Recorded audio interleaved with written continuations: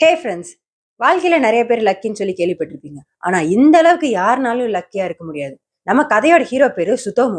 இவர் ஜப்பான்ல வாழ்ந்துட்டு வர ஒரு சாதாரண மனுஷன்.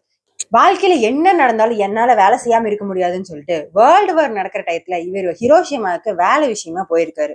அந்த டைம் பார்த்து குண்டு போட்டுருச்சு அமெரிக்கா, அணுகுண்டு. அதுவும் அந்த இடத்துல இருந்து ஜஸ்ட் 3 கிலோமீட்டர்ஸ்ல இருந்திருக்காரு. ஆனா ஃபுல் காயம். அப்பாடா உயிர் தப்பிச்சுதுன்னு சொல்லிட்டு அது 2 நாள் கழிச்சு சரி அவர் பிறந்த வீடான நாகசாகிக்கே வந்திருக்காரு.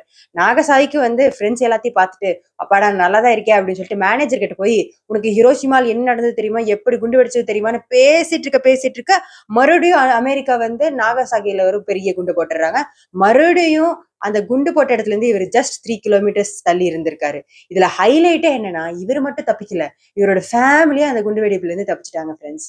எந்த அளவுக்கு லக்கு இருக்கணும். அது மட்டும் இல்லாம அந்த குண்டு வெடிப்புக்கு அப்புறம் கிட்டத்தட்ட 93 இயர்ஸ் வரைக்கும் எந்த உடல்நல பிரச்சனையும் இல்லாம சந்தோஷமா இவர் வாழ்ந்து இறந்திருக்காரு.